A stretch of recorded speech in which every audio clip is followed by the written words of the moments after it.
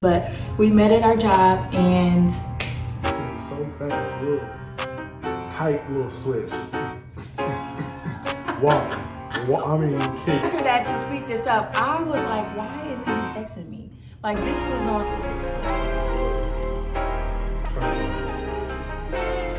put herself out there like that. And then all of a sudden I was just like, you know what? I love you. And she was like, I didn't say it back at first because I was like, okay. Now, fast forward, we're married now. And obviously we've been living together for quite some time. How would you say our interaction at work is? Like, or do you get tired of seeing me every day? Because we do ride to work sometimes. I mean, almost every day. But do you get tired of seeing me? Do you feel like it's a good balance when we do get home? You know, you get your time to play on the game. You know, how's the interaction at work? Is it like, oh my gosh, my wife is here? What is it? to be honest, I've never really felt anything negative about it, except for one time it came to my desk with some drama, all over in claims. And I was like, no, we're at work. And I was like, we are at work. And she kept trying to go, like, trying to really come Oh, I remember that. I had to sit and think about it, yeah. Come from my life, and I was like, no, I'm not here. Yeah, I was mad. I don't remember what it was about, and I don't want to bring it up because I'll probably get mad again, but I remember that I was mad. I was so mad. Whatever it was, I was so mad. I do remember that. And to kind of backtrack, we got engaged May 2019, and then we got married October 2019. So, yeah, where I'm just, kind of fast forwarding a little bit for the sake of time. But, yeah, that was the one instance. Now, for me, I got another job, let's say somewhere else, I would just feel so weird. I would say, where's my husband? Like, why is he not here? Like, he'll drop me off. If we ride together, he'll drop me off at the front door, or, he'll carry my lunch in, or if it's raining outside, he'll, go get an umbrella for me, or, go get the car and pull it up to the front. So those are the perks of having your husband, working with you, So, and then of course we eat lunch together. I tell him that, we don't have to eat lunch together, but it just ended up working out that way, And then all of our friends crowd around us. Yeah, then all of our friends. Not like with a retention. Not like that, but we just all sit. Naturally, we just all sit together. We have a handful of friends at work that we always sit together, or even if he goes earlier, I'll go in there on my break and sit with them or whatever. So, we all, it's not like we're all like, hubby, love you. We're just in the environment of all friends, and it's just, cool times. And last question, because we are going a little bit over time, what advice could you give to young couples today? My biggest advice will be to say, don't force anything. Definitely don't force anything. I wouldn't say that I'm a cynic, but I would say that I'm a realist. So I don't have any kind of like jaded perception of life where I'm like, oh, things are magical, and one day everything will align its purpose for me. Like, I'm not that guy. So I'm more like, things are what they are, and you make the best of them. That's, and then you can make certain things happen by, hard work and perseverance. I said perseverance, amen. And all that good stuff. So, but I did have this kind of cynical view of love, and it was more so to the point where you find someone that you like, love, whatever, and you find someone you can deal with for life. That's what it was. And it was like, even though they might have this red flag, it's not the end of the world where I just can't deal with that. It's whatever. I'll just be annoyed by that for the rest of my life. And not saying that she's perfect, far from it, amen. But but I didn't have to force anything. It wasn't nothing I had to like, oh, let's let me just make this work. Let me just come together and and it's still not like that. There's nothing I have to like try to force myself, okay, you know, you're in this, Carlos, make it work, you know, just love, just continue doing what you're doing and things will start to work out. It's not been that, it hasn't been that, it's still not that. Now, obviously we do have our hurdles and things like that, but I think my biggest advice is don't settle for what you think is just okay. You know, find something that fits you.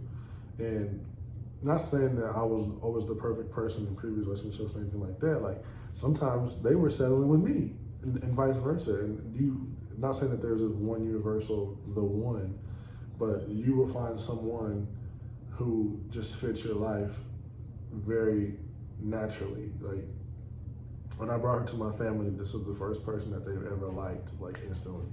Everybody else was like definitely a learning curve if they liked them at all.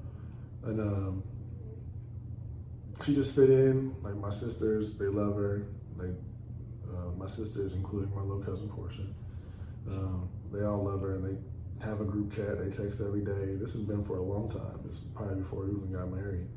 They've been doing this, and her and my mom, they'll go out and do stuff together without me, or whatever. You know, even my dad will come by here sometimes when I'm not home and just checking it on them or see if they need anything. And it's really like a satisfying feeling because, you know, if you're a family-oriented person like myself, then it feels good to have someone that your family accepts and, you know, and treats right. That's good, babe.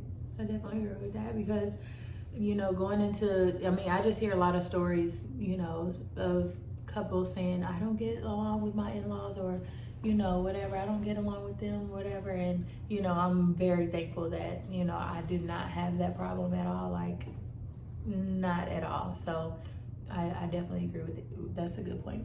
So my advice would be, of course, to keep God first. And a lot of people say communication, but I cannot stress to you how important communication is. It could be something as simple as if you had made up in your mind to go to the mall one day, but your spouse had, you know, thoughts in their mind without communicating with you. Oh, I want to have, you know, a movie night with my spouse, and y'all don't communicate. Then that could throw off my plans, and that could throw off, you know, what he thought would have been our bonding time. So that's just something, you know, just as simple as communication.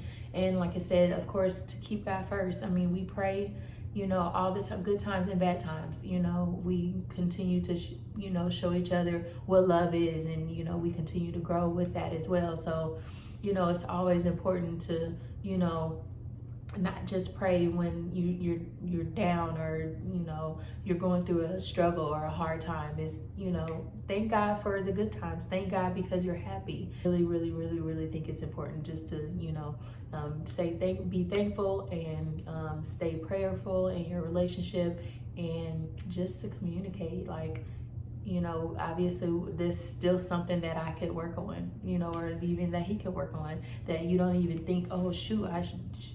Yeah, there's something, we always talk about it. So, you know, I definitely think that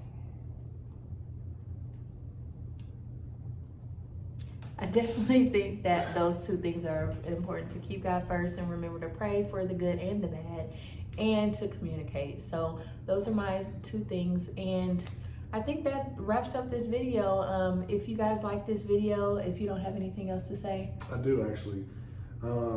Yeah, go ahead and like, comment, subscribe on this. If you guys have questions, like anybody who is a new couple or anybody who wants advice on something that we're gurus. Yeah, we're just giving you our experience. We're not professionals. Right. This is not any kind of licensed advice. It's just our experiences, things that if you want to know, like some people are out there, they're really wanting to find love, and we found it, and we could tell you how we got there and some of our hurdles. If you have any questions, we could definitely go over them. Like if you have any kind of specific questions, like, oh, how do you guys handle this situation happening or that situation happening? Right. By no means we're not professionals. This is just, you know, it's nice to have someone to relate to. Yeah. That's it. Nothing professional. And we'll definitely be more than happy to share that with you guys. Definitely happy to, you know, give anything that we have.